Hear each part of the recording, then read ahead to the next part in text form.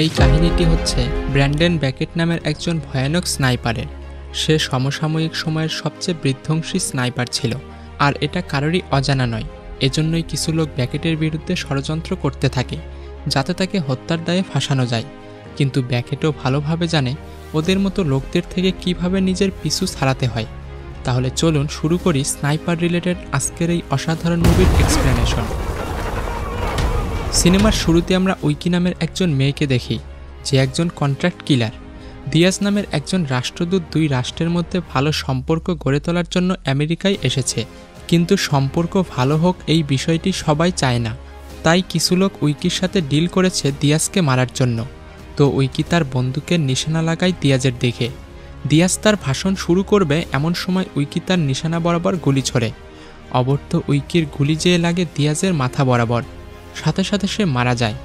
এখন গুলি কোথা থেকে ছোড়া হলো বা কে ছুড়ল তা কেউই বুঝতে পারে না। তাই উইকি নিশ্চিন্তে সেখান থেকে চলে যায়। এমন সময় আমরা ডিটেকটিভ ফ্র্যাঙ্কলিনকে কারোর সাথে ফোনে কথা বলতে দেখি। তখন তার সহকর্মী জুলিয়েট এসে বলে, আমরা হয়তো জানতে পেরে গেছি দিয়াজকে কে হত্যা করেছে। এত দূর থেকে এত সূক্ষ্মভাবে স্নাইপার চালানোর মতো ব্যক্তি একজনই আছে, যার নাম সার্জন ব্র্যান্ডন ব্যাকেট। যখনই শ্যুট আউট হয়েছিল ব্যাকেটকে সেখানেই দেখা গিয়েছিল। এই কথা শুনে ফ্র্যাঙ্কলিন দ্রুত ডিটেকটিভ সারাকে ডেকে পাঠায়। সে বলে যত দ্রুত সম্ভব ব্যাকেটকে গ্রেপ্তার করো, যেন সে কোনোভাবেই পালাতে না পারে। পরের দৃশ্যে আমরা ব্যাকেটকে দেখতে পাই। সে নিজের বাড়িতে ভিডিও গেম খেলছিল। সে জানতই না পুলিশ তাকে ধরতে আসছে। ব্যাকেট গত 5 বছরে কোনো ছুটি নেয়নি, তাই সে প্রথম ছুটি এনজয় করছিল। তখনই দরজা ভেঙে পুলিশ ঘরের ভেতরে প্রবেশ করে। ব্যাকেট বুঝতেই পারছিল না তার সাথে কি হচ্ছিল। সে পুলিশদের অনেক বোঝানোর চেষ্টা করে, কিন্তু কেউই তার কোনো কথা শোনে না। পুলিশরা তাকে গ্রেপ্তার করে বাড়ির বাইরে নিয়ে আসে। তখনই আমরা বাড়ির বাইরে আবার উইকিকে দেখতে পাই। সে তার টিমকে জানায় ব্যাকেটকে পুলিশ ধরে ফেলেছে। উইকি এখানে ব্যাকেটকে মারার জন্য এসেছিল, যাতে সবাই ভাবে ব্যাকেট দিয়াজকে হত্যা করেছে। এ কারণে সে সুইসাইড করেছে। সেই সাথে কেসটি এখানেই বন্ধ হয়ে যেত। উইকিও তার লোকজন জেনে বুঝেই ব্যাকেটকে ফাঁসিয়েছে, কিন্তু ব্যাকেটের কপাল ভালো, পুলিশ তাদের থেকে ফাস্ট ছিল, যার কারণে উইকি পুলিশের আগে পৌঁছাতে পারেনি। আপনারা গেম খেলছেন অনেক দিন ধরে, কিন্তু এতে আসলেই কি লাভ হচ্ছে? ভাবুন তো, যদি গেম খেলার মাধ্যমে আপনার ব্যাংক ব্যালেন্স বাড়ানো যায়। অবিশ্বাস্য মনে হলেও ক্রিকেক্সের মাধ্যমে এটি এখন বাস্তব। বাংলাদেশের অন্যতম বিশ্বস্ত এবং জনপ্রিয় প্ল্যাটফর্ম ক্রিকেক্স আপনাকে দিচ্ছে আয়ের এক নতুন সুযোগ। এই বিপিএলে দিচ্ছে 150% স্পেশাল রিলোড বোনাস, সর্বোচ্চ 3000 টাকা পর্যন্ত। অ্যাকাউন্ট খুললেই প্রতিদিন 50টি ফ্রি স্পিনের সুবিধা। মাত্র 500 টাকা ডিপোজিট করুন আর ইনস্ট্যান্ট পেয়ে যান 300 টাকা বোনাস। জন্মদিনে থাকছে বিশেষ চমক, 1000 টাকা বোনাস। ক্রিকেক্সে গেম খেলুন এবং জিতুন আকর্ষণীয় পুরস্কার: গুগল পিক্সেল 9 প্রো, এসার নাইট্রো 5, গুগল পিক্সেল ওয়াচ 3 এবং স্যামসাং গ্যালাক্সি বাডস 3, আরও অনেক কিছু।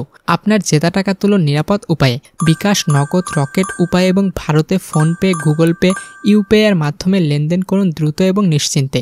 তো পিন করা কমেন্ট থেকে বিনামূল্যে ক্রিকেক্স অ্যাপে রেজিস্ট্রেশন করুন এবং উপার্জনের যাত্রা শুরু করুন। এবার গল্পে ফিরে আসি। এরপর আমরা দেখতে পাই সিআইয়ের একটি সেফ হাউসের দৃশ্য, যেখানে ব্যাকেটকে বাধা অবস্থায় দেখা যায়। তখন ব্যাকেটের কাছে ফ্র্যাঙ্কলিন আসে। সে সরাসরি জিজ্ঞাসা করে, কেন তুমি দিয়াজকে হত্যা করেছ, আর কে বা কারা তোমাকে এ কাজ করতে বলেছে।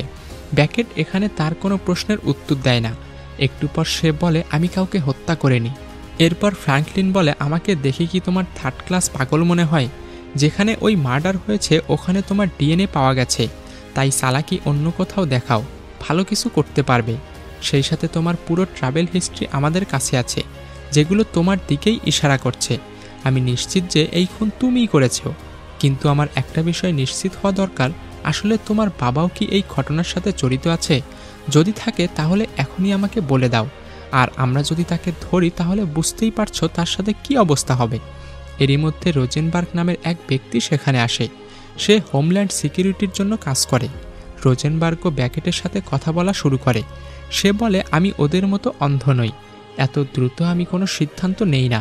যদি তুমি নির্দোষ হও ভালো কথা, আর যদি দোষী হও তোমাকে আমার হাত থেকে কেউ বাঁচাতে পারবে না। যতদিন তোমার এই বিষয়টি পরিষ্কার না হবে ততদিন তুমি বন্দী থাকবে।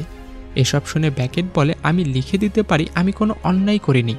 যখন তুমি নিজেই জানতে পারবে আমার কোনো দোষ নেই, তোমার আফসোস হবে। এরপর ফ্র্যাঙ্কলিন সহ কিছু লোক ব্যাকেটকে ওখান থেকে নিয়ে যায়। এরপর আমরা একটি রাশিয়ান কিলারকে দেখতে পাই, যার কাছে একটি কল এসেছে। ফোনের অপর প্রান্ত ব্যক্তি তাকে বলে ব্যাকেট নামের